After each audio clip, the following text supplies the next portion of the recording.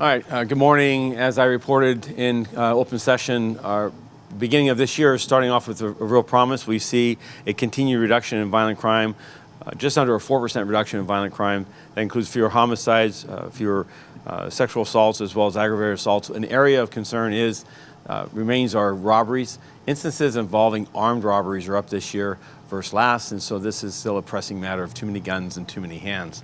Overall, Part 1 crime is down 9.4%, and in that we see reductions in thefts from vehicles, personal thefts.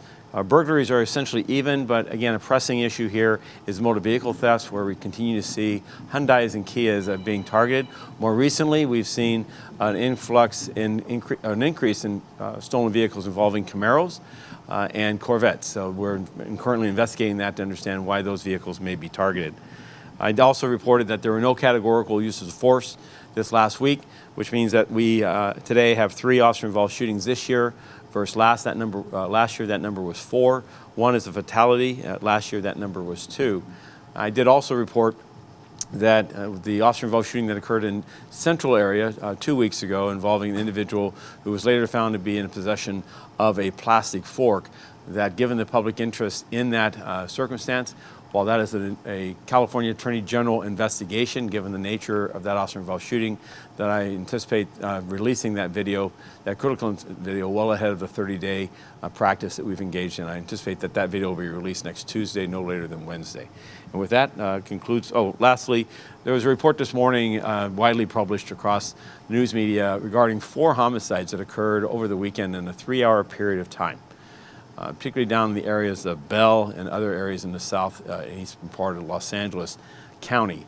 We are currently working closely with the Los Angeles Sheriff's Department to understand the nature of those. There are some information or indication that they may be related one to the other.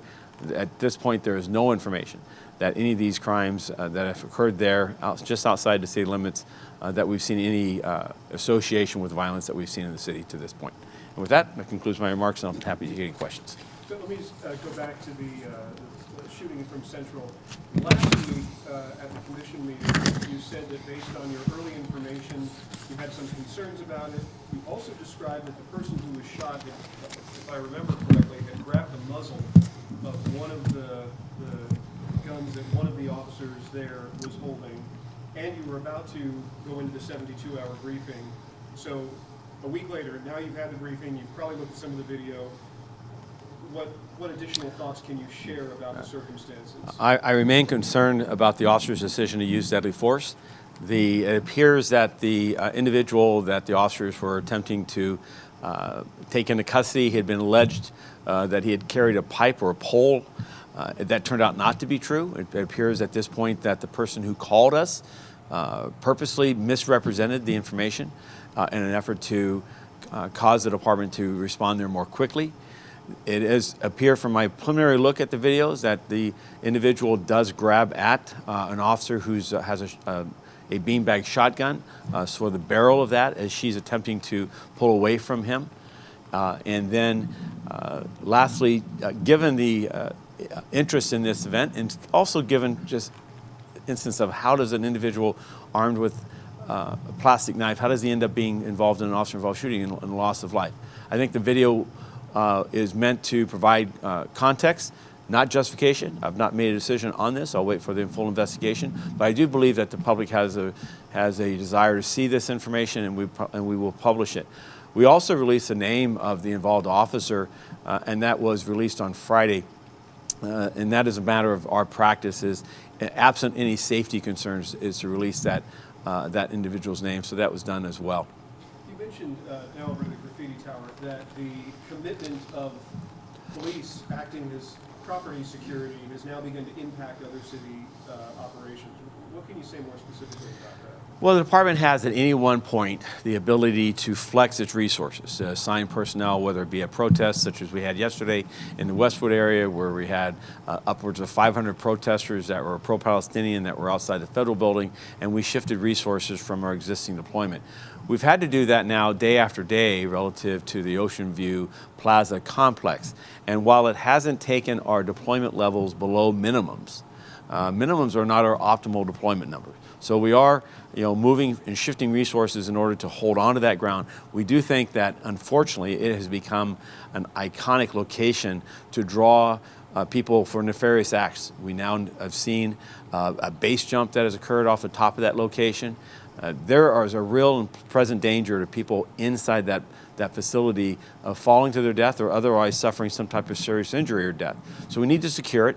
Unfortunately, given the condition of the property, it's taking the public resources, LAPD, Bureau of Building and Safety, and others to secure that location. I'm hopeful that today the City Council, at the urging of Mayor Bass, is going to allocate necessary funds that is going to allow us to fortify that fence, so raise its height, repair all the areas that have been cut or broken into, as well as secure and barrier the access to stairwells and other avenues that have allowed people, once inside, to ascend into the higher floors. With that also has been a promise or a commitment to assign security officers that will be privatized security, which is appropriate. The location did earlier, and this has been abandoned now for some 5 years, it has had on-site security. But what unfortunately has happened is over the course of time, vandals have broken into that facility, and when confronted by security have threatened them with bodily injury or harm. And so that has obviously had a chilling effect on the security officers for their own safety, and so that they became less effective, which again was exploited by these vandals and others that wanted to create mischief at the location. So I believe, again, the city is acting quickly. We're meeting each day as a city family to talk about the process going forward, and I just ask Angelinos for their patience to recognize we understand this is a private location. However, it is now serving across the world as an attraction for people to come there and conduct, whether it be these base jumps or this graffiti vandals, that it's a draw that I believe is in contrast to the image that this city efforts to spend across the world as a safe location, one that's welcoming, and one that is one that tourists from across the world can come to and enjoy, whether it be a convention, sporting event, or just the downtown nightlife of LA. Just one quick follow-up. You said at the commission there were 18 arrests, I believe, at the location. It seems like there have been more people caught one way or another going in and out of there, so I'm guessing that doesn't include like cite and release, or does it? Those are, yeah, so those are physical arrests. However, we've also interrupted a number of individuals and they've been detained, they've been interviewed, they've been ensured that they had no wants or warrants, but we have detained a number of individuals who have tried to enter the facility, whether it be as a surge of a group of individuals. Many of them were shooed away, if you will, by the presence of the officers. And each of those detentions did not result in an arrest, but those that did are the ones I've reported on to this point. Lastly, the last question I have is on recruitment. It's been about 6 months since the City Council authorized a pretty significant incentive package. You're still reporting academy classes that are about half full. What do you make of the state of affairs there? Well, I think the recruitment for policing across America is one of its most challenging times. I saw a report just this morning from Phoenix, Arizona, where they're down more than 500 positions from their authorized, a much smaller department than we are, so proportionally much higher rates of vacancies.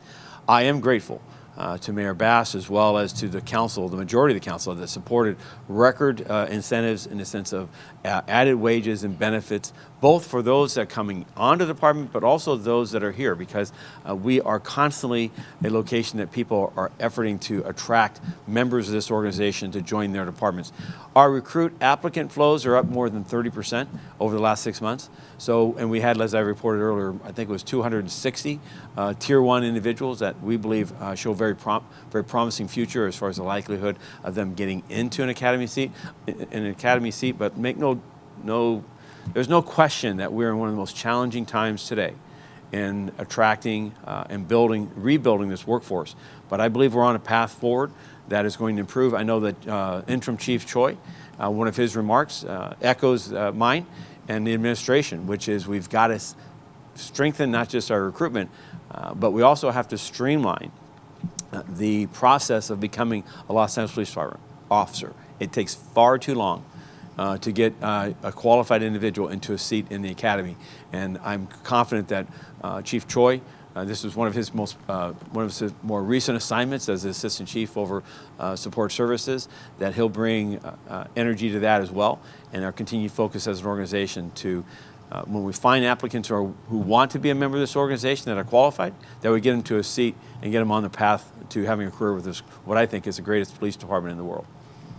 Where do you see the choke point then? I mean, it sounds like the incentives, if what you're describing is you've got this pool of Sure. qualified people, the incentives are working, It, the academy classes are running. Yep. So there's something in between here. What is it? Time. It takes more than 90 days for our background processes, and that is taking far too long. And that's one of the aspects.